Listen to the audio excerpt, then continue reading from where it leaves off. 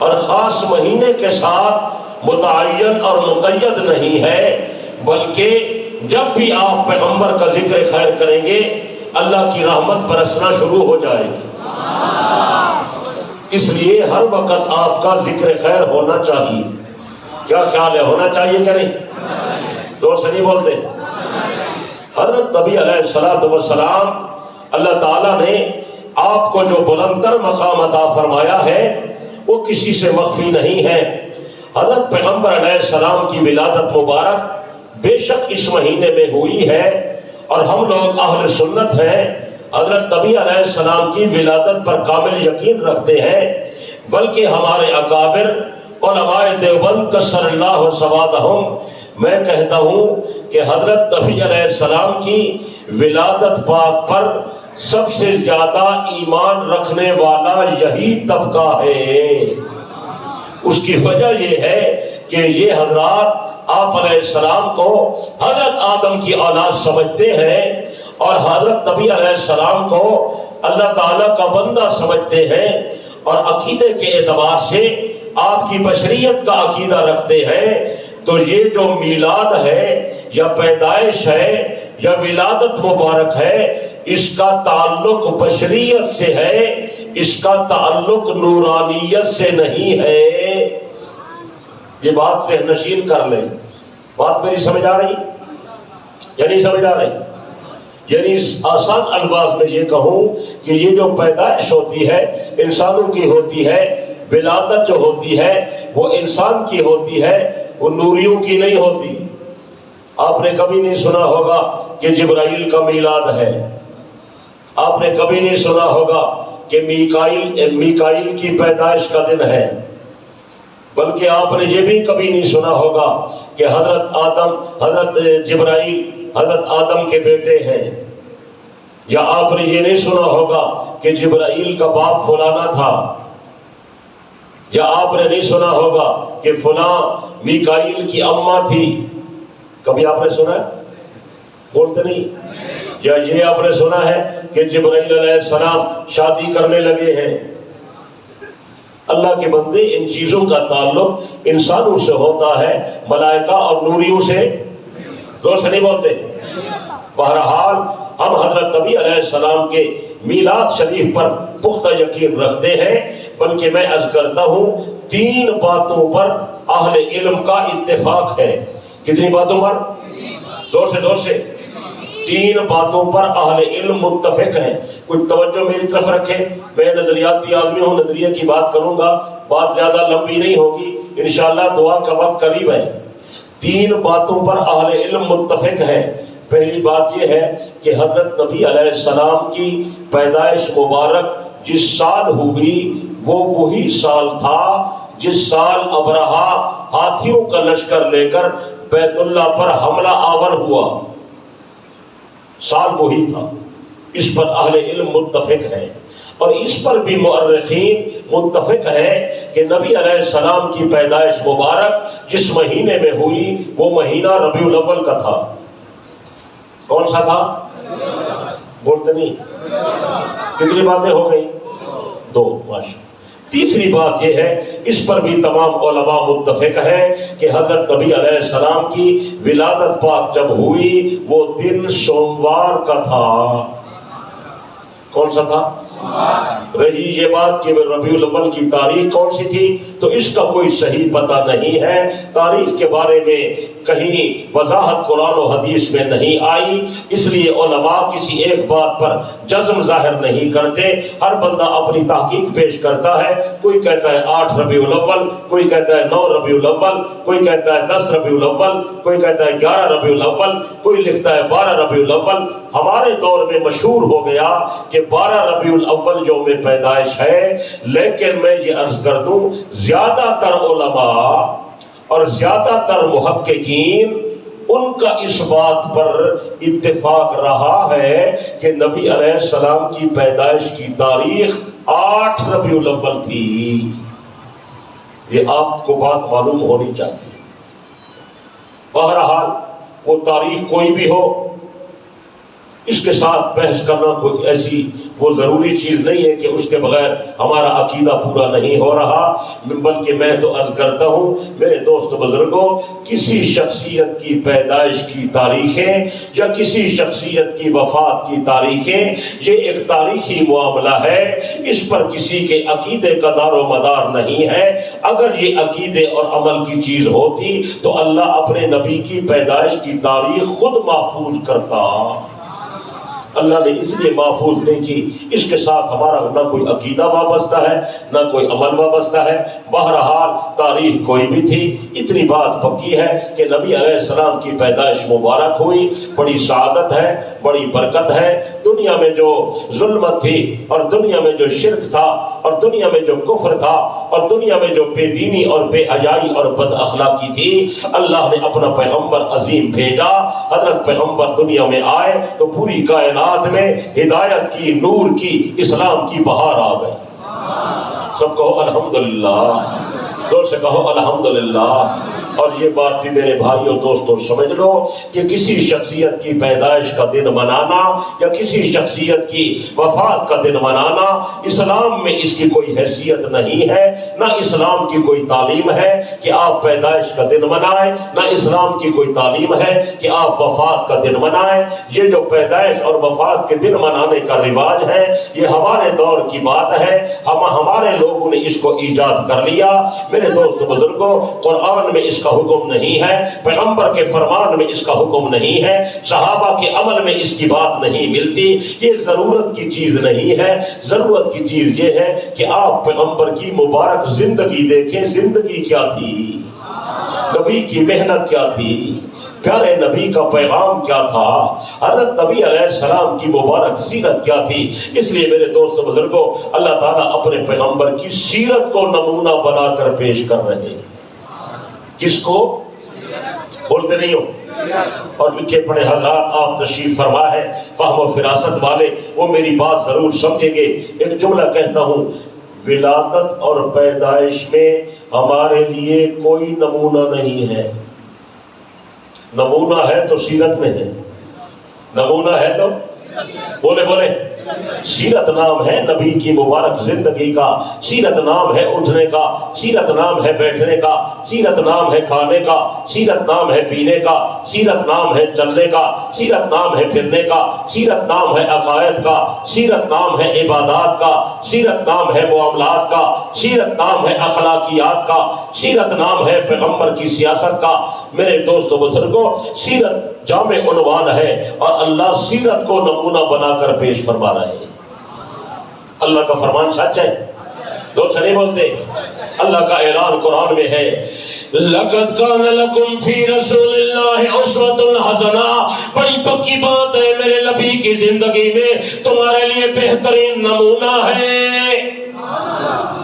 اگر کامیابی چاہتے ہو تو پھر پیغمبر کی سیرت کو سامنے رکھو، اگر کامیابی چاہتے ہو تو نبی کے عمل کو دیکھو، اگر کامیابی چاہتے ہو نبی کی مبارک زندگی کو دیکھو، اگر کامیابی چاہتے ہو نبی کے مبارک عمل کو دیکھو، اس کے مطابق زندگی بناؤ، تمہیں کامیابی ملے گی۔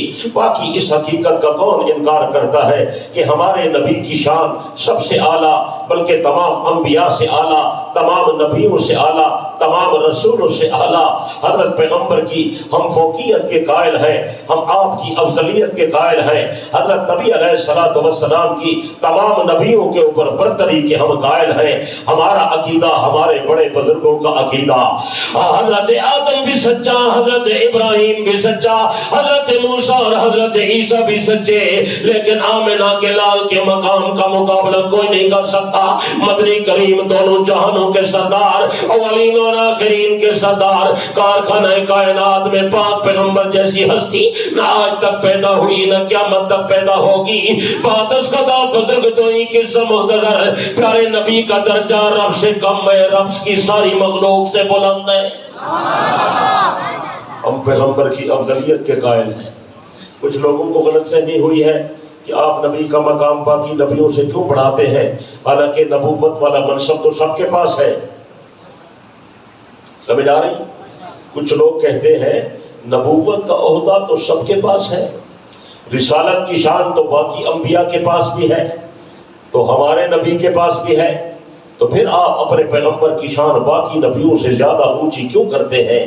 میرے دوستو سمجھ لو، یہ اہل سنت کا موقف ہے۔ سچے سٹیج پر سچی بات کی ترجمانی کے لیے حاضر ہوا ہوں۔ ہم اپنے نبی کی شان اپنی مرضی سے بلند نہیں کرتے، یہ کوئی مبالغے کی بات نہیں ہے، بے جا محبت کی بات نہیں ہے، کوئی غلوف کی بات نہیں ہے، کوئی افراط کا مسئلہ نہیں ہے، بلکہ حقیقت کی بات ہے۔ اور اس کی وجہ یہ ہے کہ خود اللہ نے قرآن مجید میں پیغمبر کے کئی عہدے ایسے بیان فرمائے، وہ عہدے ہمارے آقا کو ملے ہیں اور کسی پیغمبر کو نہیں ملے۔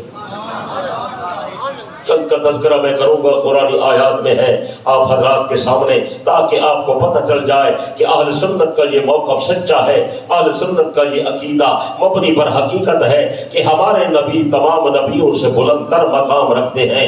اللہ قرآن مجید میں اپنے پیغمبر کے طبقوں کا تذکرہ فرما رہے ہیں، مناسب کو بیان فرما رہے ہیں، حضرت پیغمبر کی اونچی شان بیان فرما رہے ہیں، اور حضرت نبی علیہ الصلوۃ والسلام کے کئی عہدے بیان فرما رہے ہیں۔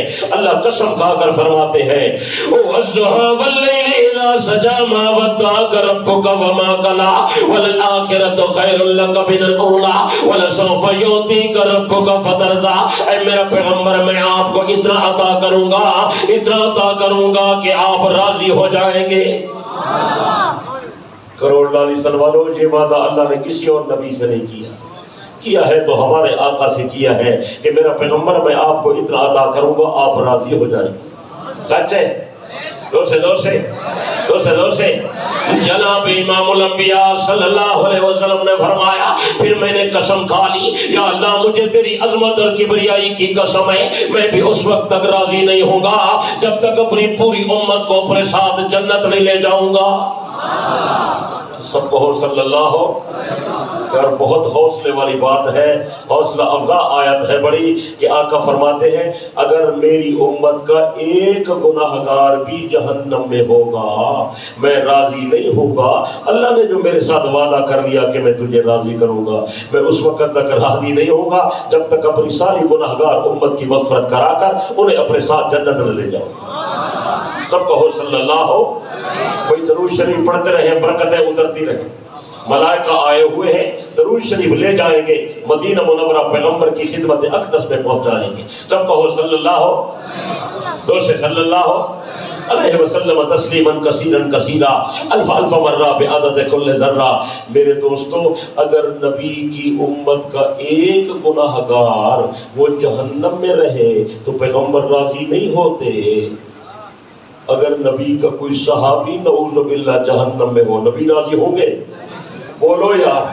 اور اگر نبی کی اہل بیت کا کوئی آدمی معاذ اللہ جہنم میں ہو، پیغمبر راضی ہوں گے؟ استغفر اللہ، لا حول ولا قوت الا باللہ۔ کتنی غلط سوچ ہے، کتنا منفی نظریہ ہے، اللہ اس سے بچنے کی توفیق عطا فرمائے۔ آج کل ایک اور بیماری آئی ہوئی ہے، بتا دوں آپ کو پتہ ہے؟ آج کل تو اور ہی بیماریوں کا ہے نا؟ نہیں ہے؟ کبھی ڈینگی وائرس، کبھی کرونا، کبھی جناب بخار کی بیماری، کئی فتنے آئے ہوئے، کبھی جانوروں کی بیماری، کبھی انسانوں کی ہے بیماریاں۔ تو آج کل عقیدے کا وائرس پھیلا ہوا ہے، نظریاتی وائرس بہت ہے، اور کروڑ والوں اگر بیدار ہو تو میں آپ کے لیے ویکسین لایا ہوں، انشاءاللہ عقیدہ مضبوط ہو جائے گا۔ آج کل ایک وائرس یہ پھیلا ہے، کچھ بد نصیب یہ کہنے لگے ہیں معاذ اللہ نبی علیہ السلام کا بابا بھی جنتی نہیں تھا، نبی کی اماں بھی جنتی نہیں تھی۔ استغفر اللہ، لا حول ولا قوت الا باللہ۔ اس نظریے سے ہمارا کوئی تعلق نہیں ہے۔ میں آپ کے سامنے اپنے اکابر کے موقف کی ترجمانی کے لیے حاضر ہوا ہوں۔ ہمارا عقیدہ ہے نبی کا بابا بھی جنتی ہے، نبی کی اماں بھی جنتی ہے۔ نہ آپ سوچیں اگر پیغمبر کے والدین جنت میں نہ جائیں، پیغمبر راضی ہوں گے؟ بولے یار۔ باقی یہ بات صحیح ہے کہ نبی علیہ السلام فکر مند رہا کرتے تھے اپنے والدین کے بارے میں۔ اس کی وجہ بھی عرض کرتا ہوں، وجہ یہ ہے کہ نبی علیہ السلام نے نبوت کا اظہار کیا بعد میں۔ آپ کا بابا دنیا سے پہلے چلا گیا، آپ 55 میں تھے، اماں دنیا سے چلی گئی، نبوت کا اعلان بعد میں ہوا۔ اگر وہ اس وقت ہوتے نبی کا کلمہ پڑھتے، اس لیے پیغمبر فکر مند رہا کرتے تھے، اکثر پیغمبر دعائیں بھی کیا کرتے تھے۔ حضرت پیغمبر کو اس کی بہت زیادہ فکر تھی۔ ہر آدمی کو فطری طور پر ماں باپ سے محبت ہوتی ہے۔ حضرت نبی علیہ السلام بھی بڑی فکر میں رہا کرتے تھے، یا اللہ میرے بابے کا کیا بنے گا، میری اماں کا کیا بنے گا، انہوں نے میرا کلمہ نہیں پڑھا۔ فرمایا میرا پیغمبر میں نے جو تیرے ساتھ وعدہ کر دیا، وَلَسَوْفَ يُعْطِيكَ رَبُّكَ فَتَرْضَىٰ، میں آپ کو اتنا عطا کروں گا کہ آپ راضی ہو جائیں گے۔ آپ کیوں فکر مند ہے؟ یا اللہ بہرحال مجھے فکر رہتی ہے۔ میرے اکابر علماء دیوبند نے نقل کیا، اللہ نے پیغمبر کو تسلی دی اور تسلی کے لیے نبی کا ایک معجزہ ظاہر کرایا۔ وہ معجزہ یہ تھا، اللہ نے نبی کے بابے کو دوبارہ زندہ کیا، نبی کی اماں کو دوبارہ زندہ کیا۔ نبی کے بابے نے نبی کا کلمہ پڑھا، نبی کی اماں نے نبی کا کلمہ پڑھا۔ ہمارے بزرگوں کا عقیدہ، نبی کا بابا بھی جنتی ہے، نبی کی اماں بھی جنتی ہے۔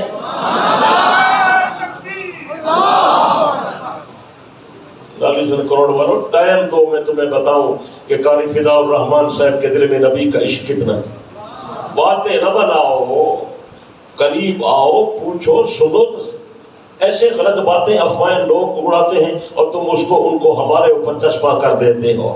غیروں سے کہا تم نے، غیروں سے کہا تم نے، غیروں سے سنا تم نے، کچھ ہم سے کہا ہوتا، کچھ ہم سے سنا ہوتا۔ ہم سے پہلے پوچھ تو صحیح کہ ہم پیارے آقا کو کس طرح مانتے ہیں۔ آپ ٹائم دے، فقیر عرض کرے گا، انشاءاللہ دل ٹھنڈا ہو جائے۔ کہو انشاءاللہ، دور سے کہیں انشاءاللہ۔ اللہ قرآن مجید میں پیغمبر کا ایک اور عہدہ بیان فرما رہے ہیں، توجہ ہے؟ جب آپ تھک جائیں تو مجھے بتانا، جب آپ تھک جائیں مجھے بتانا۔ میں ویسے 350 کلومیٹر کا سفر کر کے آیا ہوں۔ سفر کا معاملہ بڑا دشوار ہوتا ہے۔ آپ نے اندازہ نہیں فرمایا کہ زندگی کے کسی لمحے میں نماز کم کرنے کی اجازت نہیں ہے۔ سفر میں نماز بھی قصر ہے بولے، لیکن آپ یہ نہیں پوچھتے بھئی آپ جو آئے کیا مسئلہ، خیریت ہے، سفر کیسا، یہ نہیں پوچھتے آپ۔ ہمارے ساتھ حادثہ ہو گیا لیکن آپ نہیں پوچھتے، آپ کہتے ہیں بس دیر سے آئے، پروگرام خراب ہو گیا ہے۔ پروگرام خراب ہوتے ہیں اللہ کے بندے، دین کا پروگرام کب خراب ہوتا ہے؟ دعا کریں اللہ حادثات سے بچائے، اللہ تکلیفوں سے بچائے۔ میرا ڈرائیور شدید زخمی،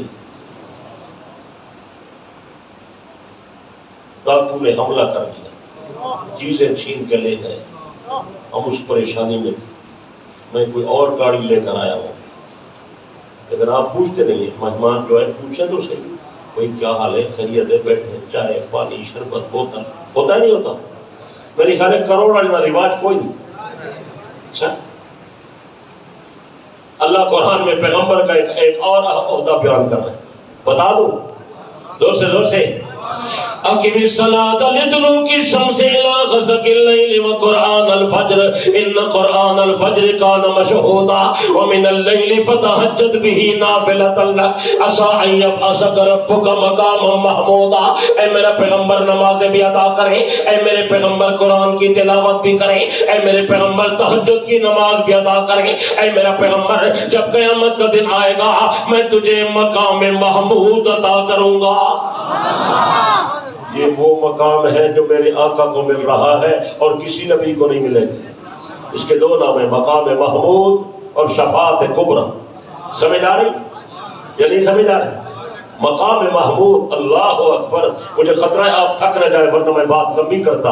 حضرت نبی علیہ السلام نے فرمایا میرا نام محمد بھی ہے، میرا نام احمد بھی ہے۔ ویسے تو میرے صفاتی بہت سارے نام ہیں لیکن دو میرے نام ذاتی ہیں، ایک محمد ہے، ایک احمد ہے۔ دنیا میں میں محمد مشہور ہوں، آخرت میں میں احمد مشہور ہوں گا۔ میں جب دنیا سے جاؤں گا تو محمد ہوں گا، جب قبر سے اٹھوں گا تو احمد ہوں گا، جب میں قیامت کے دن آؤں گا اللہ مجھے ایک مقام عطا کرے گا، اس کا نام مقام محمود ہوگا۔ اللہ مجھے جھنڈا دے گا، میرے جھنڈے کا نام لواء الحمد ہوگا، میری امت کا نام حمادون ہوگا۔ میرے جھنڈے کی شان یہ ہوگی کہ بابا آدم بھی قیامت کے دن میرے جھنڈے کے نیچے کھڑا ہوگا۔ دل ٹھنڈا ہو رہا ہے یا نہیں ہو رہا؟ آپ نے فرمایا جب قیامت کے دن آؤں گا احمد بن کر آؤں گا، لیکن جب امت کی سفارش کروں گا تو محمد ہوں گا، جب امت کو لے کر جنت میں جاؤں گا تو میں احمد ہوں گا۔ سب کہو صلی اللہ علیہ وسلم تسلیما کثیرا کثیرا، الف الف مرہ بعدد کل ذرہ۔ اللہ قرآن میں پیغمبر کا ایک اور عہدہ بیان فرما رہے ہیں۔ ہم ایسے تو پیغمبر کی افضلیت کا عقیدہ نہیں لے کے بیٹھ گئے، ایک اور عہدہ، ایک اور توجہ ہے یا نہیں توجہ؟ وَإِذْ أَخَذَ اللَّهُ مِيثَاقَ النَّبِيِّينَ لَمَا آتَيْتُكُم مِّن كِتَابٍ وَحِكْمَةٍ ثُمَّ جَاءَكُمْ رَسُولٌ۔ یار لالیسن والو، اگر آپ عربی اور قرآن سمجھتے نا تو آپ تڑپ جاتے۔ خدا کی قسم میں تو گناہگار آدمی ہوں، کم علم ہوں، میرے پاس تو الفاظ نہیں، میں آیات کا ترجمہ کیسے کروں؟ ایک سمجھانے کی حد تک بات عرض کرتے ہیں، ورنہ کلام خدا ہے، ترجمہ کون کر سکتا ہے؟ تو بات سمجھ آ رہی ہے؟ اللہ پاک نے فرمایا میں نے تمام نبیوں سے وعدہ لیا، اے نبیوں کی جماعت، میں نے تمہیں بڑی شان عطا کی، میں نے تمہیں کتاب عطا کی، میں نے تمہیں حکمت عطا کی، لیکن میرے ساتھ ایک وعدہ کرو، اگر میرا پیغمبر تمہارے پاس آ جائے پھر یاد رکھنا، میرے ساتھ وعدہ کرو وہ پیغمبر آئے اور تمہاری کتاب کی تصدیق کر دے، لَتُؤْمِنُنَّ بِهِ وَلَتَنْصُرُنَّهُ، ضرور بالضرور میرے نبی کا کلمہ پڑھ لینا، میرے نبی پر ایمان لے آنا، میرے نبی کی نصرت کرنا، میرے نبی کی امداد کرنا، میرے نبی کی تائید کرنا، میرے نبی کی تابعداری کرنا۔ اگر میرے نبی کی تابعداری کرو گے میں اپنے نبی کی برکت سے تمہیں بھی زیادہ اونچی شان عطا کروں گا۔ تکبیر! محمد مصطفیٰ زندہ باد! محمد مصطفیٰ زندہ باد! محمد مصطفیٰ زندہ باد! اب آپ خود سوچیں، خدا جس پیغمبر کے لیے تمام نبیوں سے وعدہ لے رہا ہے وہ آنے والا نبی کتنی بڑی شان والا، سمجھ آ رہی ہے؟ اس کا مقام کتنا اونچا ہے، اس کی شان کتنی اونچی ہے، اس کی عظمت کا کیا کہنا، ہم اس کی عظمت کو سوچ بھی نہیں سکتے۔ میرے پیارے دوست بزرگوں، اس لیے ہمارے اکابر افضلیت کا عقیدہ رکھتے ہیں، برتری کا عقیدہ رکھتے ہیں، اور اللہ قرآن میں پیغمبر کو ایک اور شان دے رہے ہیں۔ بتا دوں، اِنَّا آتَيْنَاكَ الْكَوْثَرَ، اے میرے پیغمبر ہم نے آپ کو کوثر عطا کر دیا۔ اللہ، علماء نے اس کے 26 معنی لکھے۔ کوثر کس کو کہتے ہیں؟ کوثر کا معنی خیر کثیر، اگر خیر کثیر ہے تو اتنی خیر میں نے کسی کو نہیں دی جتنی میں نے اپنے محبوب کو دی، اور اگر کوثر کا معنی امت کثیر تو اب اللہ نے کسی نبی کو اتنی امت نہیں دی جتنی کثیر امت اللہ نے اپنے محبوب کو دی۔ نبی علیہ السلام نے فرمایا قیامت کے دن جو لوگوں کی صفیں بنے گی 120، کتنی بولتے نہیں ہو یار، 120 صفیں بنے گی، اور ان میں 80 صفیں صرف میری امت کی ہوں۔ اندازہ کریں، اس لیے نبی علیہ السلام نے فرمایا تزوج الولود الودودہ، محبت کرنے والی، زیادہ بچے جننے والی عورت سے شادی کرو، تمہاری اولاد زیادہ ہوگی، میری امت زیادہ ہوگی۔ فإنی مکاثر بکم الامم، میں امت کی کثرت پر قیامت کے دن فخر کروں۔ لیکن تمہیں لوگوں نے کہا ہے بچے 2 ہی اچھے، انا للہ و انا الیہ راجعون۔ سرخیاں سنتے جائیں، ہر موضوع سرخیاں سنتے جائیں۔ اللہ ہمیں سمجھ عطا فرمائے، اللہ ہمیں ہدایت نصیب فرمائے۔ دوست آمین نہیں کہتے؟ اور اللہ قرآن میں اپنے محبوب کو ایک اور عہدہ دے رہے ہیں۔ عہدوں کا تذکرہ کرتے رات ختم ہو جائے گی، بات ختم نہیں ہوگی۔ اللہ ایک اور منصب اونچا عطا فرما رہے ہیں۔ ما کان محمد ابا احد من رجالکم ولکن رسول اللہ وخاتم النبیین۔ اللہ نے فرمایا آدم میرا نبی ہے لیکن ختم نبوت کا تاجدار نہیں، ابراہیم میرا نبی ہے لیکن ختم نبوت کا تاجدار نہیں، موسیٰ میرا پیغمبر ہے لیکن ختم نبوت کا تاجدار نہیں، عیسیٰ میرا پیغمبر ہے لیکن ختم نبوت کا تاجدار نہیں۔ یہ ایسا عظیم تاج ہے جو میں نے آمنہ کے لال کے سر کے اوپر رکھ دیا ہے۔ عقیدہ ختم نبوت، نہیں تو نعرہ چس کوئی نہیں، عقیدہ ختم نبوت، عظمت محمد مصطفیٰ، افضلیت محمد مصطفیٰ، فوقیت محمد مصطفیٰ۔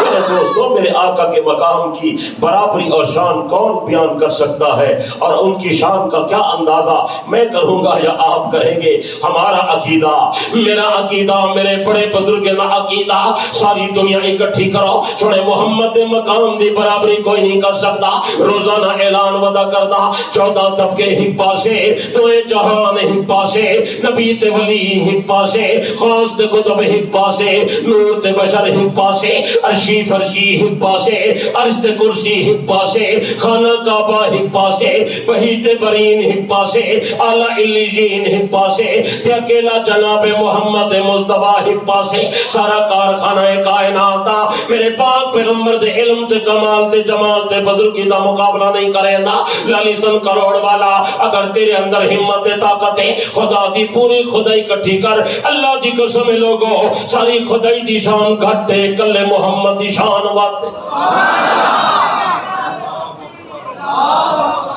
تو نے نعرے دی چس کوئی نہیں بھئی، نعرہ مارو تو صحیح نعرہ مارو، مجاہد والا اے نعرہ نہ ہو۔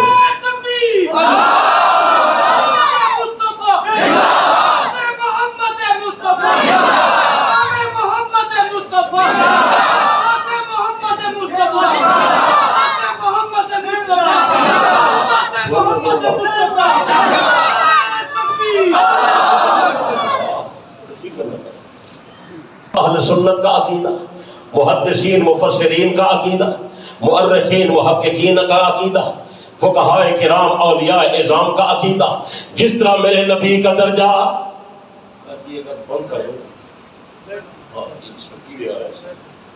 بند کر جا بابا، جزاک اللہ، درود شریف، درود شریف، ہاں گل سمجھ آندی ہے؟ نہیں سمجھ آندی؟ میں عقیدے دی ترجمانی پیا کردا، ذرا توجہ کرا۔ اگر کاغذ قلم چاہ کے آئے ہو تو لکھ گنو، نہ تو اپنے دل تے تو لکھو، لکھ سو نا۔ جی میں سنے نبی دا درجہ تمام نبیاں کو زیادہ، ایمیں نبی دی حدیث دا درجہ باقی نبیاں دی حدیثہ کو زیادہ، ایمیں میرے نبی دا درجہ باقی نبیاں کو زیادہ، ایمیں نبی دے گھر والے دا درجہ باقی نبیاں دے گھر والے کو زیادہ، جیمیں میرے نبی دا درجہ باقی نبیاں کو زیادہ، ایمیں نبی دے صحابہ دا درجہ باقی نبیاں دے صحابہ کو زیادہ، جیمیں میرے نبی دا درجہ باقی نبیاں کو زیادہ، ایمیں نبی دے طریقے دا درجہ باقی نبیاں دے طریقہ کو زیادہ، میرے نبی دا درجہ باقی نبیوں کو زیادہ، ایویں نبی دی اہل بیت دا درجہ باقی نبیوں دی اہل بیت کو بھی زیادہ۔ نعرہ تکبیر، شان رسالت، شان صحابہ، مسلک اہل سنت۔ گل سمجھ آ رہی ہے یا نہیں سمجھ آ رہی؟ حضرت نبی علیہ السلام نے فرمایا اللہ نے مجھے بھی ایک صدیق عطا کیا اور باقی نبیوں کو بھی صدیق عطا کیے۔ میرے آقا نے فرمایا سارے نبیوں کے صدیقین جمع کرو، میرے ابو بکر صدیق کی کوئی برابری نہیں کر سکتا۔ سچ ہے؟ مجھ سے بول یار جو پیچھے بیٹھے وہ نہیں بولتے، سچ ہے؟ بلند آواز سے آگے آگے آگے چلتے ہیں۔ حضرت نبی علیہ السلام نے جن عورتوں سے نکاح کر لیا وہ پیغمبر کی ازواج مطہرات بن گئی۔ کروڑ لالیسن والا پوری توجہ فرما، حضرت نبی کی گھر والیوں کا درجہ، حضرت نبی کی اہل بیت کا درجہ، حضرت نبی کی بیویوں کا درجہ تمام نبیوں کی بیویوں سے بھی زیادہ۔ کچھ سمجھ آئیے؟ موضوع نہیں ہے، بس تھوڑی سی بات، تھوڑی سمجھ رہے۔ اللہ نے قرآن میں نبی کی ازواج کو ایک خاص لقب دیا ہے، پتہ ہے؟ وَأَزْوَاجُهُ أُمَّهَاتُهُمْ، میرے نبی کی گھر والیاں مومنین کی مائیں ہیں۔ سچ ہے؟ بولو یار، نبی کی گھر والیاں مومنین کی۔ ایک آدمی کہہ رہا تھا تو اسی صاحب عائشہ تواڈی ماں ہے ساری ماں نہیں، میں کہ بالکل سچ ہے۔ اچھا کئی کہ میرے جھوٹا پتہ ہی سچ بولے دے، ان الکذوب قد یصدق، ایسے ہے یا نہیں؟ کبھی کبھی جھوٹا بھی شودا دا جھوٹا ساری زندگی کوڑ مرے نہ رہے، آج سچی گل کی دی ہے۔ اور میں کہ تو سچ چاہیے کہ واقعی عائشہ تواڈی ماں نہیں ساری ماں ہے، جو قرآن کے مومنہ دی ماں ہے۔ سمجھ آئی؟ نہیں سمجھ آئی؟ تو قرآن نے کہا پیغمبر کی بیویاں مومنین کی بولے بولے بولے کیا خیال ہے آپ حضرات کا کہ جو نبی کے نکاح میں آئے مومن کی ماں ہوتی ہے؟ زور سے بولے. جو کسی پیغمبر کی نکاح میں آ جائے وہ مومنین کی ماں ہے. اس طرف والے نہیں بولتے, ادھر والے نہیں بولتے. شکر کرو کہ حضرت قاری صاحب جیسا آدمی یہاں موجود ہے. یار قدر کریں ان لوگوں کی, یہ قیمتی لوگ ہیں. حضرت قاری صاحب ماشاءاللہ بڑے صاحب مطالعہ آدمی ہیں, لیکن آپ کو قدر نہیں ہے ان کی, آپ کو پتہ نہیں ہے. بڑے بڑے علماء ان سے مسائل پوچھتے ہیں, رجوع کرتے ہیں, قاری صاحب فلاں کتاب کا حوالہ کدھر ہے, لیکن آپ کو پتہ نہیں ہے نا کہ کتنا قیمتی آدمی آپ کو مفت میں مل گیا ہے. اللہ قدردانی کی توفیق دے. اور توجہ کرو, میں بڑی عقیدے کی گل کرنے لگا. توجہ ہے, پوری توجہ ہے. میرے دوستو, آپ کو غلط فہمی ہو گئی ہے. آپ حضرت قاری صاحب کے پاس آئیں اور ان سے پوچھیں, یہ آپ کو وضاحت کر کے بتائیں. توجہ کرنا, میں وضاحت کرنے لگا ہوں. حضرت آدم کی بیوی, توجہ, حضرت آدم کی بیوی, حضرت آدم کی بیوی تو ہے لیکن مومنوں کی ماں نہیں. کروڑ والے میری خیال ہے میں تھے قاری صاحب کو کمرہ گندہ میں تھے ٹکتا. تو ہر مہینے میرا واہ ضروری ہے. کیا خیال ہے؟ ایسے لوگ باقی اچھے ہیں ماشاءاللہ, بندے چنے, لیکن ذرا جلدی تھک لینا. میں سنیے عقیدے کی گل سنو, میں مضمون پورا کرا, جو ٹائم میرا ختم ہو گئے. حضرت آدم کی بیوی, حضرت آدم کی بیوی تو ہے لیکن مومنوں کی ماں نہیں ہے. حضرت ابراہیم کی بیوی, حضرت ابراہیم کی بیوی تو ہے لیکن مومنوں کی ماں نہیں ہے. حضرت موسیٰ کی بیوی, حضرت موسیٰ کی بیوی تو ہے لیکن مومنوں کی ماں نہیں ہے. حضرت عیسیٰ نے شادی نہیں کی, آسمان پر تشریف لے گئے, قیامت کے قریب دوبارہ تشریف لائیں گے. جب آئیں گے تو شادی کریں گے. حضرت عیسیٰ جب شادی کریں گے ان کی بیوی تو ہوگی لیکن مومنوں کی ماں نہیں ہے. کروڑ والوں ذرا توجہ سے بات سننا, یہ اللہ نے میرے نبی کو اونچی شان دی ہے. جن عورتوں سے پیغمبر نے شادی کر لی, صرف ہم میرے نبی کی گھر والیاں کائنات کے مومنین کی مائیں ہیں. یہ درجہ اور کسی کو حاصل نہیں ہے. یہ ازواج مطہرات پیغمبر کے حرم کو یہ شان حاصل ہے کہ میرے آقا علیہ الصلوۃ والسلام کی گھر والیاں کائنات کے مومنین کی کیا ہے؟ زور سے نبی علیہ السلام کی ایک گھر والی ہے, ان کا نام ہے حفصہ. کیا نام ہے؟ سیدہ حفصہ رضی اللہ تعالیٰ, حضرت عمر کی شہزادی. یہ سیدہ حفصہ جو ہیں, سیدہ حفصہ یہ بڑی اونچی شان والی ہیں, ہماری روحانی اماں ہیں, نبی کا حرم ہے, نبی کا بھرم ہے, حضرت عمر کی صاحبزادی ہیں. حضرت نبی علیہ السلام نے ایک دفعہ کسی وجہ سے ان کو ایک طلاق دے دی. سننا ذرا بات کو, کسی وجہ سے ان کو ایک طلاق دے دی. بی بی بڑی پریشان ہوئی. شام کو ان کے ماموں ملنے آئے, عثمان ابن مظعون اور قدامہ بن مظعون اور ان کے بھائی, تو یہ ان کے ماموں ہیں, ملنے آئے. تو بی بی بڑی پریشان تھی, رو رہی تھی. پوچھا کیا وجہ ہے؟ انہوں نے کہا پیغمبر نے مجھے ایک طلاق دے دی ہے, شاید کوئی کوتاہی ہم سے ہوئی ہے, اس لیے میں بڑی پریشان ہوں. ادھر حضرت عمر بھی پریشان تھے کہ میری بیٹی کے ساتھ کیا معاملہ ہو گیا, کوئی ہم سے غلطی کوتاہی تو نہیں ہو گئی. بس لالی سن کروڑ والوں, ایک رات گزری, صبح ہوئی. حضرت نبی علیہ السلام حفصہ کے حجرے میں تشریف لائے اور فرمائے حفصہ پریشان ہونے کی ضرورت نہیں ہے, میرے پاس جبرائیل علیہ السلام آیا تھا, اس نے آ کر اللہ کا پیغام دے دیا. اللہ نے فرمایا میرا پیغمبر راج حفصہ تھا, حفصہ کی طرف واپس رجوع کر لے, حفصہ کی طرف التفات کر لے. یا اللہ اس کی کیا وجہ؟ حضرت جبرائیل نے فرمایا, اللہ پاک نے فرمایا میرے پیغمبر کو بتا دو فَإِنَّهَا صَوَّامَةٌ قَوَّامَةٌ, حفصہ روزہ رکھنے والی بی بی ہے, ساری رات عبادت کرنے والی بی بی ہے, ساری رات مصلی پر گزارتی ہے, سارا دن روزہ رکھتی ہے. میں نے تقدیر کی قلم سے لکھ دیا فَإِنَّهَا زَوْجَتُكَ فِي الْجَنَّةِ, اس طرح حفصہ دنیا میں تمہاری بیوی ہے, حفصہ جنت میں بھی اسی طرح تمہاری بیوی ہوگی. اندازہ کرے نبی کی ازواج مطہرات کی شان کتنی اونچی ہے, مقام کتنا اونچا ہے, عظمت کتنی اونچی ہے. سبحان اللہ۔ اور نبی علیہ الصلوۃ والسلام نے جس خاتون سے شادی کی اپنی مرضی سے نہیں کی، اللہ کے حکم سے کی، بلکہ میں کہتا ہوں نبی کے رشتے کا انتخاب بھی خود اللہ نے کیا۔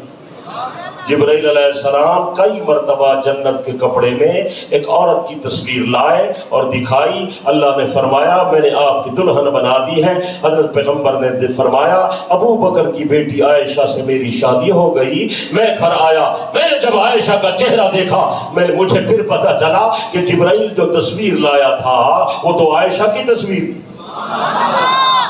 کیا خیال ہے، خدا کا انتخاب اچھا نہیں ہے؟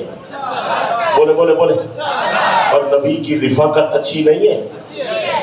تمہارے رشتے اچھے ہیں، ہمارے رشتے اچھے ہیں، نبی کا رشتہ اچھا نہیں ہے؟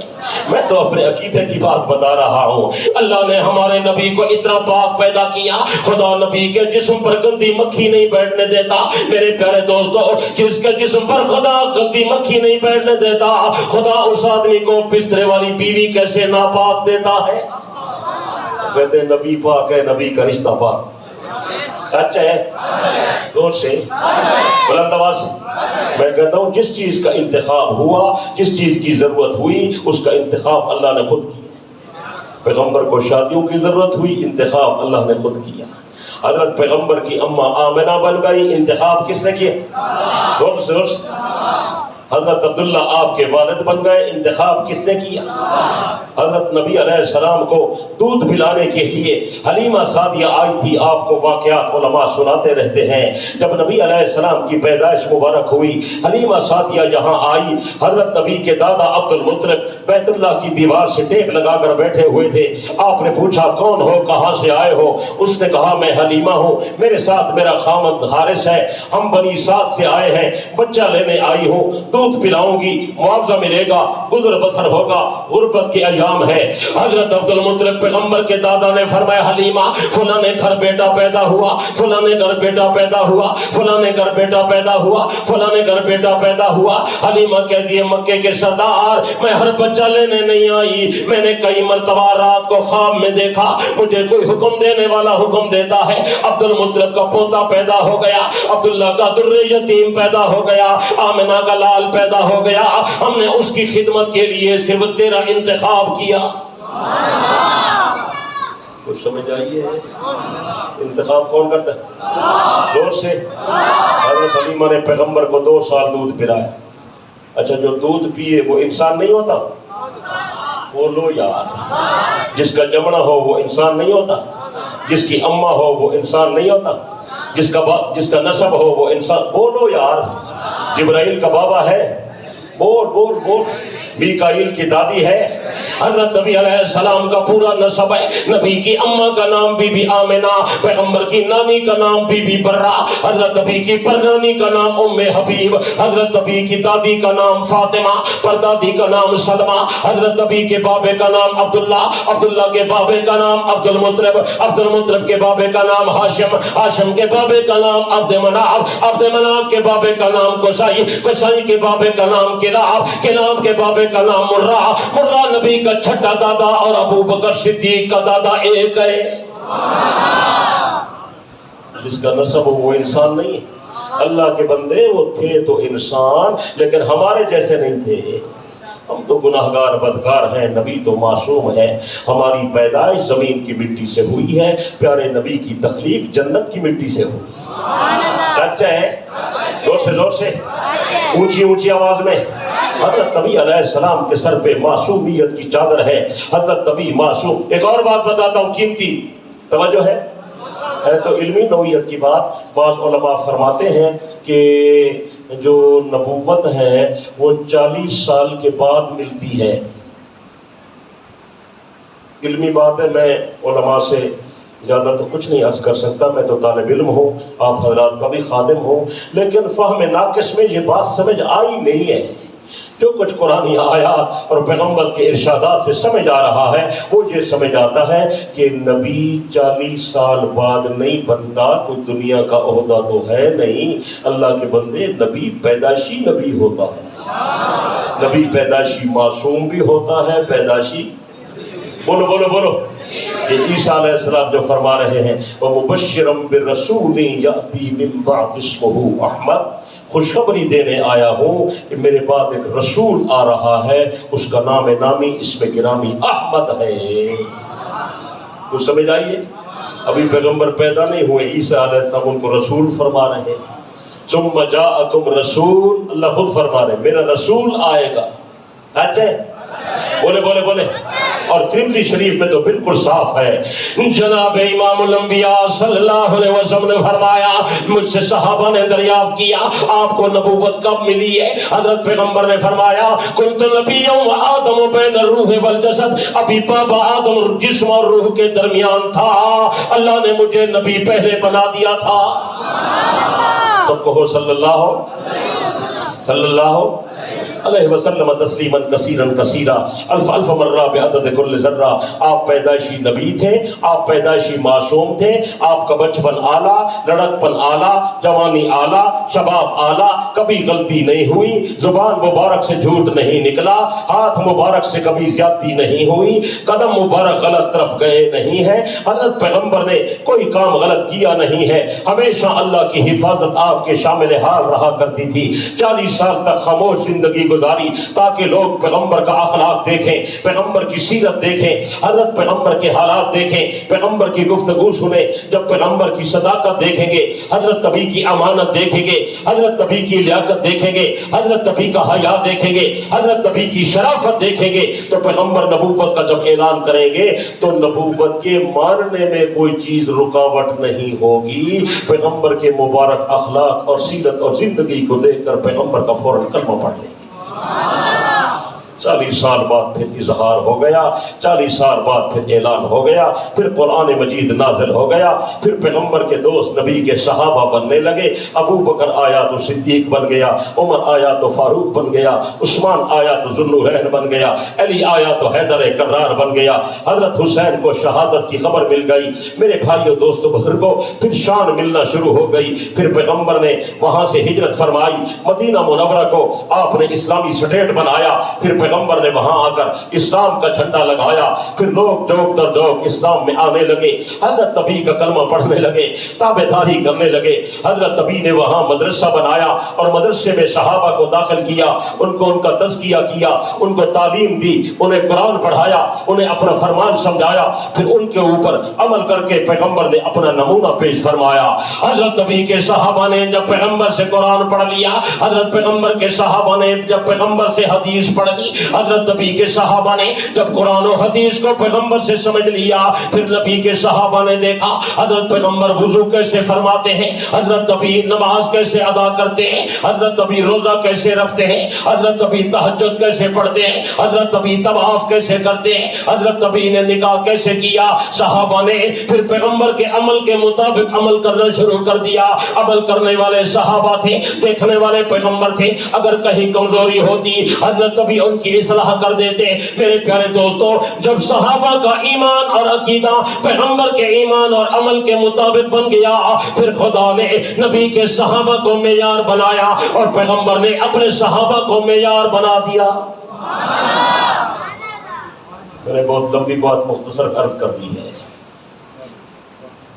کچھ لوگ کہتے ہیں کہ معیار تو قرآن ہے، میں نے کہا سچ ہے. کچھ لوگ کہتے ہیں معیار تو حدیث ہے، میں نے کہا سچ ہے. تو کہتا ہے پھر صحابہ کیسے معیار ہے؟ میں نے کہا پہلے تو معیار کا معنی سمجھو. معیار کہتے ہیں کس کو ہے؟ توجہ ہے؟ میرے پہلے آپ تھک گئے. معیار کا معنی ہے ترازو، معیار کا معنی ہے کسوٹی، معیار کا معنی ہے مقیاس. چوکھا لفظ ہے ترازو. سمجھ آ رہی؟ اب توجہ کریں، توجہ کریں، توجہ کریں. وہ جو ترازو ہوتا ہے دو قسم کا ہوتا ہے. توجہ پوری میری طرف، پوری توجہ. ترازو، معیار، مقیاس دو قسم کا ہوتا ہے. ایک یہ کہ اس پر وزن کیا جاتا ہے کہ یہ جو سودا ہے وزن کے اعتبار سے کم تو نہیں ہے، پورا ہے. دوسری بات، معیار میں چیز کو جانچا جاتا ہے، پرکھا جاتا ہے، یہ چیز پوری ہے، ادھوری ہے، اصلی ہے، نقلی ہے، ملاوٹی ہے، خالص ہے، اس کو کہتے ہیں معیار. سمجھ آئی یا نہیں سمجھ آئی؟ بولو یار. اب سمجھیں معیار حق کیا ہے. معیار حق کا معنی یہ ہے کہ ایسا معیار امت کے سامنے آ جائے جس پر لوگ اپنے ایمان کو پرکھیں، اپنے عمل کو پرکھیں. اگر ان کا ایمان اور ان کا عمل اس معیار کے مطابق ہے تو خدا قبول کرے گا. اگر اس معیار پر پورا نہیں اترتا تو خدا قبول نہیں کرتا. ان لوگوں کو اپنے ایمان اور عمل کی اصلاح کرتے رہنا چاہیے. سمجھ آئیے؟ اہل سنت کا موقف یہ ہے کہ لوگوں کے ایمان اور عمل کے معیار کو جانچنے اور پرکھنے کے لیے جو معیار شریعت نے مقرر کیا ہے وہ پیغمبر کے صحابہ ہیں. کون ہے؟ بولے یار. وہ کون ہے؟ صحابہ کے ایمان کو خود خدا نے معیار کہا ہے اور صحابہ کے عمل کو خود پیغمبر نے معیار فرمایا. خدا کا فرمان بھی سچا، مصطفیٰ کا فرمان بھی. زور سے نہیں بولتے، جلدی نہیں بولتے، اونچی آواز میں نہیں بولتے. فَإِنْ آمَنُوا بِمِثْلِ مَا آمَنْتُمْ بِهِ فَقَدْ اهْتَدَوْا. اللہ نے فرمایا اگر دنیا کے یہود و نصارہ ایمان لانا چاہیں پھر وہ ایسے ایمان لائے جیسے میرے نبی کے صحابہ تم ایمان لائے ہو. سمجھ آئیے؟ جیسے یہ یہود و نصارہ کے لیے اور منافقین کے لیے وَإِذَا قِيلَ لَهُمْ آمِنُوا كَمَا آمَنَ النَّاسِ. ایسے ایمان لاؤ جیسے لوگ ایمان لائے. لوگوں سے مراد آپ لوگ نہیں ہیں، لوگوں سے مراد ہم لوگ نہیں ہیں، لوگوں سے مراد نبی کے زمانے کے لوگ ہیں. اور نبی کے زمانے کے مومن کون ہیں؟ بول رہے ہیں مومن کون ہیں؟ زور سے میری بات نہ مانے. حضرت ابن عباس رضی اللہ عنہ سے کسی نے پوچھا یہ آمنو کما آمن الناس یہ کون لوگ ہیں جن کو معیار بنا کر پیش کیا گیا ہے؟ حضرت ابن عباس رضی اللہ تعالیٰ عنہ فرماتے ہیں آمنو کما آمن الناس کما آمن ابو بکر و عمر و عثمان و علی. لالی سنانے تو میرے خیال ہے تو سب ٹھنڈے تھی گئے. کما آمن ابو بکر و عمر و عثمان و علی. حضرت ابن عباس فرماتے ہیں جیسے ایمان ابو بکر لایا، جیسے عمر لایا، جیسے عثمان لایا، جیسے علی لایا. سچ ہے؟ دور سے اونچی آواز میں، بلند آواز میں. اور اپنے اس مدرسے کے طلباء کے لیے ایک بات کہتا ہوں. دینی مدارس والے طلباء، علماء، نوجوان فضلاء توجہ فرمائیں. وہ بعض دفعہ غلط فہمی میں مبتلا ہو جاتے ہیں. وہ کہتے ہیں جی صحابہ دا ایمان تو بڑا اونچا ہے، اسا انہیں جیسا ایمان کیویں قبول کر سکتے ہیں؟ میرے دوستو بات سمجھنے کی ہے، بات کو اچھی طرح سمجھ لیں. اصل میں یہ ہے کہ یہ جو مثال ہوتی ہے، جو نمونہ ہوتا ہے، وہ کبھی کیفیت میں ہوتا ہے، کبھی کمیت میں ہوتا ہے. یہاں ایمان کی کیفیت مراد نہیں ہے. صحابہ کے ایمان کی کیفیت یقیناً بلند تر ہے، ہم ان جیسا ایمان نہیں لا سکتے. یہاں کمیت کی بات ہے، یہاں مقدار کی بات ہے. مطلب یہ ہے کہ جن جن چیزوں کو عقائد میں صحابہ نے مانا ہے ان چیزوں کو ماننا ضروری ہے، اور جن چیزوں کو صحابہ نے نہیں مانا ان کو ماننا ضروری نہیں ہے، ان کو نہیں مانا.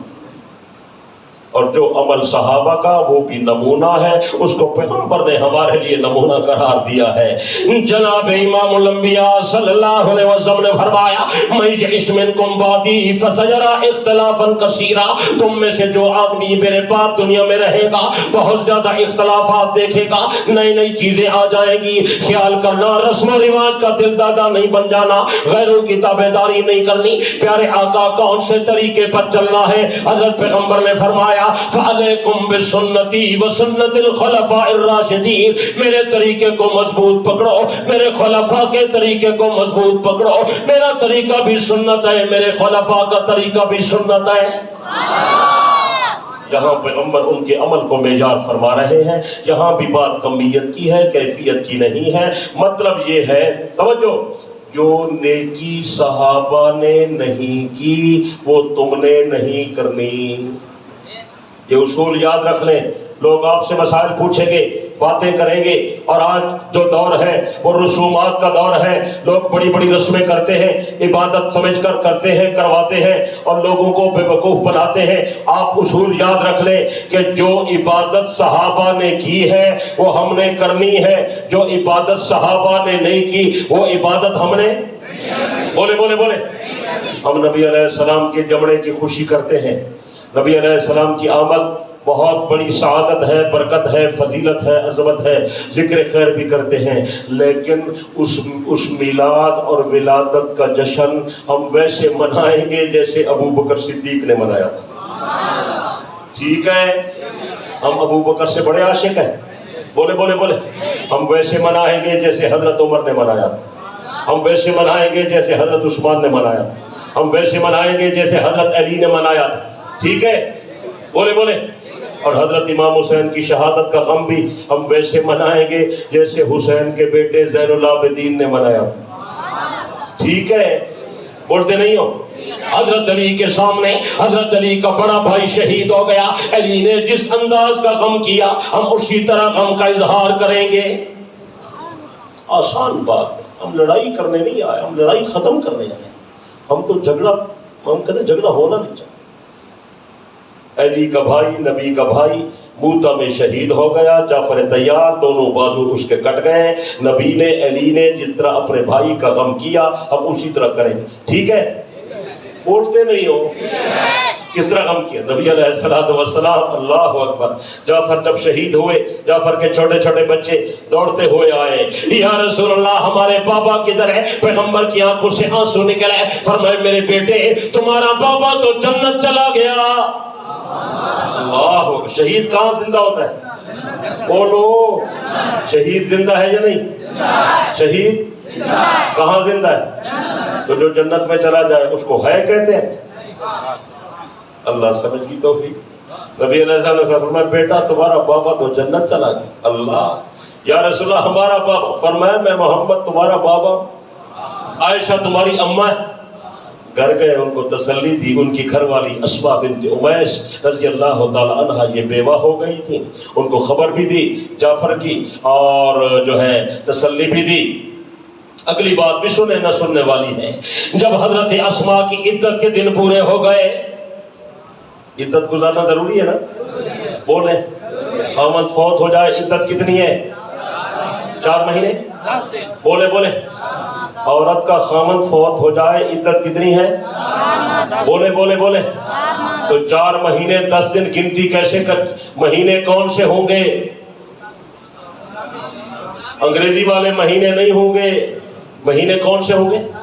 اللہ کے بندے سمجھو, بہت سارے احکام ہمارے چاند سے وابستہ ہیں. رمضان کی عید چاند سے, بقرہ عید چاند سے, رمضان کا مہینہ چاند سے, 9 ذی الحجہ کا حج چاند سے, اور جو زکوٰۃ دینی ہے سال کے بعد دینی ہے وہ بھی چاند والے مہینوں کے اعتبار سے. یہ یاد رکھنا ہے.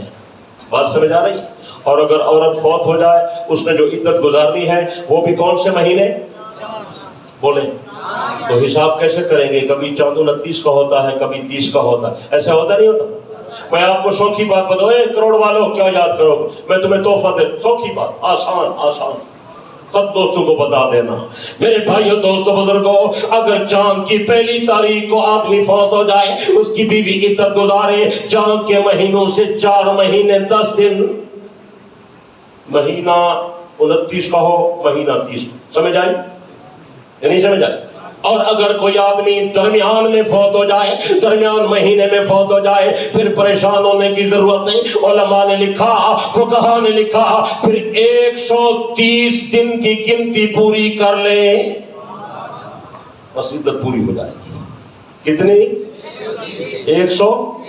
130 دن پورے کر لیں, انشاءاللہ عدت پوری ہو جائے گی. وہی مسائل میں علماء کی طرف رجوع کیا کریں, تعلق رکھیں. خاص کر جو خواتین ہیں وہ اس میں سستی کا کمزوری کا اظہار کرتی ہیں, دین سے رغبت نہیں کرتی. عورتوں کو بہت زیادہ تعلیم کی ضرورت ہے, نظریات بھی ان کے کمزور ہوتے ہیں, رسومات کی بھی دل دادہ ہوتی ہیں, اور خواتین نماز کا اہتمام نہیں کرتی. یہ بڑی سستی ہے, بڑی غفلت ہے. اکثر تو پڑھتی نہیں ہے, اور جو پڑھتی ہیں ماشاءاللہ بیٹھ کر پڑھ لیتی ہیں. انہیں بتاؤ بیٹھ کر نماز نہیں ہوتی. نماز کھڑے ہو کر پڑھنا ضروری ہے، اور کچھ عورتیں ایسی ہیں جو پہلی رکعت کھڑے ہو کر پڑھتی ہیں، باقی ساری نماز بیٹھ کر پڑھ لیتی ہیں۔ بھئی یہ غلط بات۔ ہاں کوئی بوڑھی عورت ہے جو بیچاری کھڑی نہیں ہو سکتی، رکوع سجدہ نہیں، اس کے لیے تو گنجائش ہے، باقی تمام خواتین جو ہیں وہ نماز کھڑے ہو کر ادا کریں جیسے مرد حضرات کھڑے ہو کر۔ ٹھیک ہے؟ اور مسئلے سمجھے سو یا نہیں سمجھے سو؟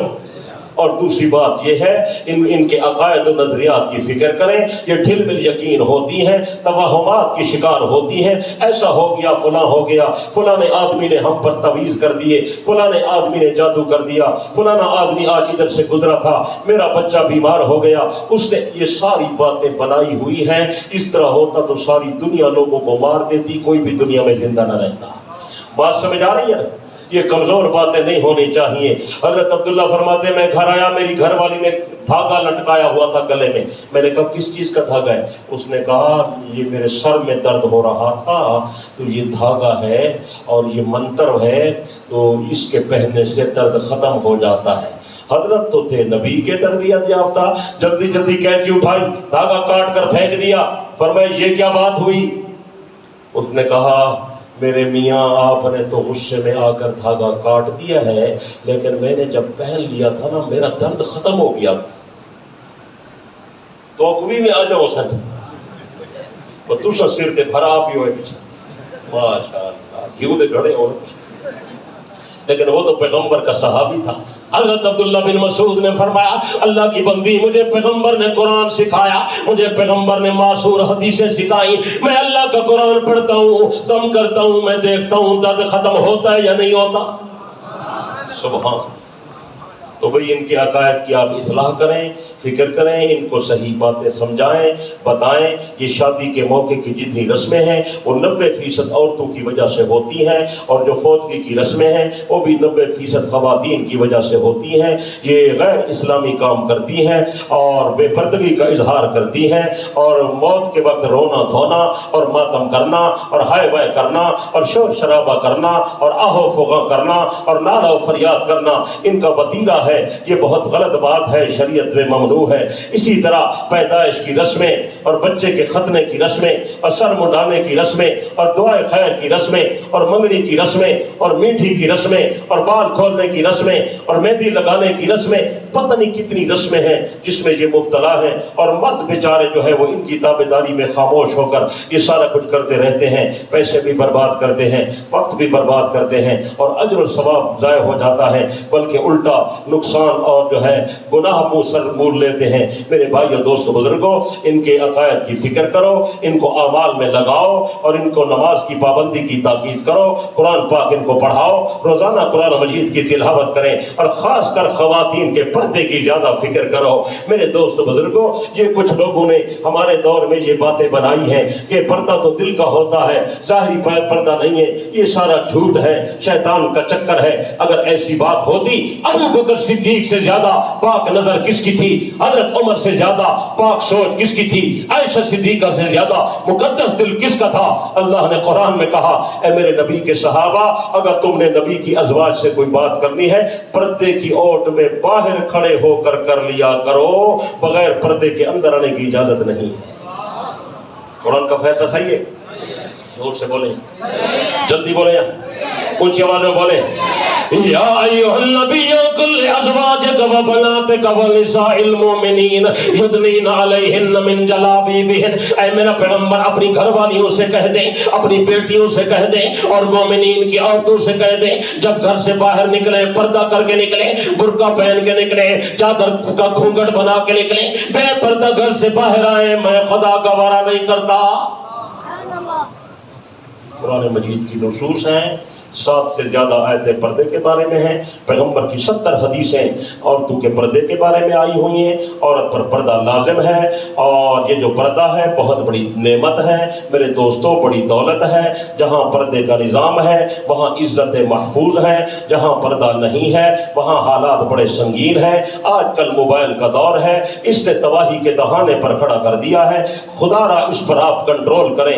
یہ جو موبائل کا زیادہ استعمال ہے یہ بڑا خطرناک حق ہے، موبائل میں 90% باتیں جھوٹی ہیں، پراپگنڈا ہوتا ہے، آپ متاثر ہو جاتے ہیں۔ موبائل پر اعتماد نہ کریں، اس کو زیادہ استعمال بھی نہ کریں، ضرورت کی حد تک استعمال کریں، فائدہ اس کا کم ہے، نقصان اس کا زیادہ ہے۔ وَإِسْمُهُمَا أَكْبَرُ مِن نَفْعِهِمَا، خدا را اس بات کو سمجھیں۔ میں پورے درد دل سے عرض کر رہا ہوں، بچے تباہ ہو گئے، بچیاں برباد ہو گئیں، لڑکے نو عمر تباہ ہو گئے، پڑھائیاں ختم ہو گئیں، طالب علم پڑھتے نہیں ہیں، عورتیں جو ہیں بات مانتی نہیں ہیں۔ یہ سارا فساد اس موبائل کی مہربانی ہے۔ پتہ آپ کو بھی ہے، لیکن کبوتر والی آنکھیں آپ نے بند کی ہوئی ہیں۔ اللہ آپ کو دینی غیرت عطا کرے، حمیت عطا کرے، زور سے آمین کہیں۔ اور بہت ساری عورتیں جو ہیں وہ غیر اسلامی کام یہ ماتھے پر چمکی لگاتی ہیں، ہندو لگاتے ہیں، نام لکھواتے ہیں، کئی نوجوان بھی لکھواتے ہیں ہاتھ پر، بازو پر، یہ جو نام لکھواتے ہیں پھر وہ نام مٹتا نہیں ہے۔ یہ ناجائز ہے، حرام ہے، یہ کام نہیں کرنا۔ عورتیں سر کے بال کٹواتی ہیں، یہ حرام ہے۔ ناخن اچھا ناخن کاٹنے ہیں وہ بڑھاتی ہیں، بال بڑھانے ہیں وہ کٹواتی۔ عجیب دور ہے میرے بھائیوں دوستوں بزرگوں، یہ آپ سمجھیں۔ اس حوالے سے ہماری یہ کتاب آئی ہوئی ہے چہرہ کے متعلق، اس میں ہم نے شریعت کے احکام و سنتیں لکھ دی ہیں۔ خاص کر اس میں خواتین کے مسائل بہت زیادہ ہیں، دلہن کے مسئلے اور ہار و سنگار کے مسئلے، میک اپ کا مسئلہ، بیوٹی پارلر کا مسئلہ، اور جناب یہ بالوں کا مسئلہ، اور سر کا مسئلہ، اور دوپٹے کا مسئلہ، اور چہرے کے پردے کا مسئلہ، آنکھوں کا مسئلہ، سرمے کا مسئلہ، کاجل کا مسئلہ، دانتوں کا مسئلہ، صفائی کا مسئلہ، سونے کے دانت کا مسئلہ، اور مردوں کے حوالے سے سر کا مسئلہ، بالوں کا مسئلہ، ٹوپی کا مسئلہ، پگڑی کا مسئلہ، کالی پگڑی، سفید پگڑی، اور اس کے ساتھ ساتھ میرے دوست بزرگوں جو ہے وہ اور بھی بہت سارے مسائل، جو آدھی کتاب مردوں کے لیے ہے اور آدھی کتاب ہماری جو ہے وہ خواتین کے لیے ہے۔ خواتین اگر سن رہی ہیں تو وہ یہ کتاب منگوا لیں، خود پڑھیں، بچیوں کو پڑھائیں، امید ہے اللہ ہدایت نصیب فرما دے گا۔ کوشش کریں گے یا نہیں کریں گے؟ اور اس کے ساتھ ساتھ اور رسائل بھی آئے ہوئے ہیں۔ یہ جنازے والے میرے رسالے میں نے خاص طور پر وہ کچھ رسومات لکھی ہیں، یہ آپ پڑھ لیں، جو فوتگی کے موقع پر آپ کرتے ہیں، غمی کے موقع پر کرتے ہیں، جو مراد 10واں 20واں 40واں 40 سالانہ عرس برسیاں، یہ کس دور کی ایجاد ہیں؟ نبی علیہ السلام کے زمانے میں یہ کام نہیں تھے، صحابہ یہ کام نہیں کرتے تھے۔ دوستو وہ کام کریں جو سنت سے ثابت ہوں، جو کام سنت سے ثابت نہ ہوں اس سے بچنے کی کوشش کریں، اسی میں ہماری عافیت ہے۔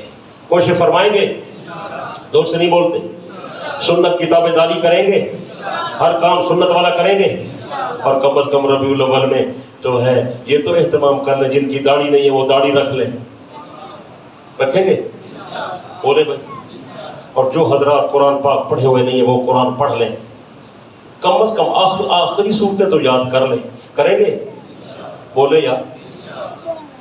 نبی علیہ السلام فرماتے ہیں میرا دل چاہتا ہے سورہ یاسین میرے ہر امتی کے سینے میں ہو۔